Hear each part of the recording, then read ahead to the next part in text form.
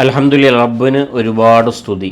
യാത്ര ടുഡേ ദിൽഷാദിനെ തിരിച്ചു കിട്ടി എന്ന വാർത്ത വലിയ സന്തോഷം ഉണ്ടാക്കുന്നു. മേഘാലയയിൽ ഒരു ആക്സിഡൻറ്റിൽപ്പെട്ടാണ് ആ പ്രിയപ്പെട്ടവൻ ഹോസ്പിറ്റലിലായിരുന്നു എന്ന വാർത്തയാണ്.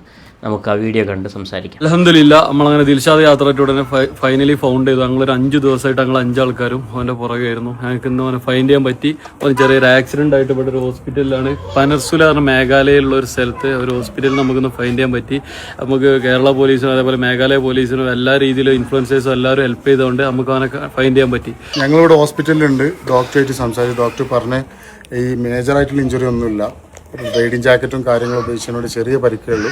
ഒരു CT സ്കാൻ സജസ്റ്റ് ചെയ്യുന്നുണ്ട്. തലക്ക് ചെറിയൊരു പെയിൻ ഉണ്ടായിരുന്നു, അത് മാത്രമേ ഇപ്പോൾ ഡോക്ടർ പറഞ്ഞുള്ളൂ. പ്രത്യേകിച്ച് വേറെ ഒന്നുമില്ല, പേടിക്കാനൊന്നുമില്ല. അൽഹംദുലില്ലാ. ഫർദർ ഡീറ്റെയിൽസ് എന്താ വെച്ചാൽ ഞങ്ങൾ അറിയിക്കാം. എന്തായാലും ആള് ഓക്കെയാണ്. അൽഹംദുലില്ലാ, എല്ലാവരും ദുആ ചെയ്തതിനും എല്ലാവർക്കും നന്ദി. നമുക്ക് അവനെ ഒരുപാട് ആൾക്കാർ കേരള പോലീസിന്റെ ഭാഗത്തും മേഘാലയ പോലീസിന്റെ ഭാഗത്തും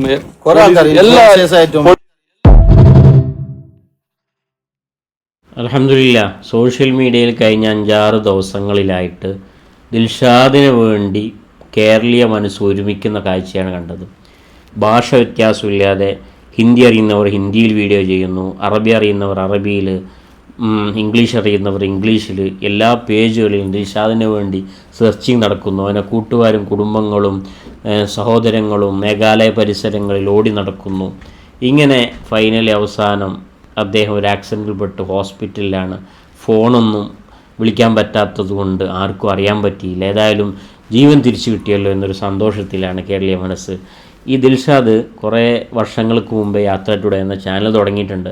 അന്നൊക്കെ ചിലപ്പോൾ ചില വീഡിയോ ഒക്കെ കാണാറുണ്ടെങ്കിലും ഒരു മാനസികമായിട്ടൊരു ഇഷ്ടം വരുന്നത് അവസാന സമയത്ത് നമുക്കറിയാം ആഫ്രിക്കയിലും കാനഡയിലും അങ്ങനെയുള്ള രാജ്യങ്ങളിൽ ദരിദ്രമായിട്ട് തിന്നാൻ പോലും ഇല്ലാത്തൊരവസ്ഥയിൽ അവിടെ ഓരോ ഗ്രാമങ്ങളിലും പോയിട്ട് അവിടുത്തെ ഹോസ്പിറ്റലുകളിൽ, അവിടുത്തെ സ്കൂളുകളിൽ വെള്ളമില്ലാത്തവർ കിണർ ഒഴിച്ചു കൊടുക്കുന്നു. കേരളത്തിലെ ജനങ്ങൾ സഹായിക്കുന്നു. അവനവിടെ ഒരുപാട് കിണറുകൾ കുഴിച്ചു കൊടുക്കുന്നു, വിദ്യാഭ്യാസപരമായിട്ട് പ്രവർത്തിക്കുന്നു. ഇങ്ങനെ കാരുണ്യ മനസ്സ് ദിൽഷാദിൻ്റെ മേഖലയിൽ കണ്ടതു മുതൽ മലയാളികൾ ദിൽഷാദിൻ്റെ പിന്നിലാണ്. ദിൽഷാദ് തുടങ്ങിയ സംരംഭങ്ങൾക്ക് സപ്പോർട്ട് കൊടുത്തത് എങ്ങനെയാണ്? ഈ ഒരു കാരുണ്യ മനസ്സ്. അതാണ് അള്ളാഹു പറഞ്ഞല്ലോ, ഒരു മനുഷ്യൻ അല്ലെങ്കിൽ ജീവജാലങ്ങൾക്ക് നിങ്ങൾ കരുണ ചെയ്താൽ അള്ളാഹു നിങ്ങൾക്ക് കരുണ ചെയ്യുമെന്ന് പറഞ്ഞല്ലോ. ആ കരുണയാണ് ജനങ്ങളുടെ മനസ്സിൽ ഇപ്പോൾ ദിൽഷാദിനെ തേടിയതും ദിൽഷാദിന് വേണ്ടി അഹോരാത്രം പരിശ്രമിക്കുന്നതിലും കാരണമായിട്ടുള്ളത്. അതുകൊണ്ട് തന്നെ ഇതൊക്കെ നമുക്ക് വലിയ പാഠങ്ങളാണ്. നമ്മൾ സോഷ്യൽ മീഡിയ ഈ 5-6 ദിവസമായിട്ട് എന്താണ് കണ്ടത്? ദിൽഷാദിന് വേണ്ടിയിട്ടുള്ള ഓട്ടം തന്നെയാണ്. ഞാനും മാനസികമായിട്ട് പേഴ്സണൽ ദുആകളിലും ആ പ്രിയപ്പെട്ടവനെ കിട്ടണേ എന്ന് ഒരു മാനസികമായിട്ട് ദ്വാരക്കാൻ എൻ്റെ മനസ്സുകൊണ്ട് സാധിച്ചിട്ടുണ്ടെങ്കിൽ അതിന് കാരണം എന്താണ്? ആ മനുഷ്യൻ ചെയ്യുന്ന നന്മയുടെ പ്രവർത്തനങ്ങളാണ്. അള്ളാഹു ദീർഘായുസ്സ് കൊടുക്കട്ടെ, ആഫിയത്ത് കൊടുക്കട്ടെ, ഒരുപാട് കാലം ഇത്തരം സേവനങ്ങൾ ചെയ്യാൻ തൗഫീഖ് ചെയ്യട്ടെ എന്ന് പ്രാർത്ഥിക്കുകയാണ്. ഇതിനു വേണ്ടി പ്രവർത്തിച്ച എല്ലാവർക്കും എല്ലാവിധ നന്ദിയും കടപ്പാടും ഈ അവസരത്തിൽ അറിയിക്കുകയാണ്.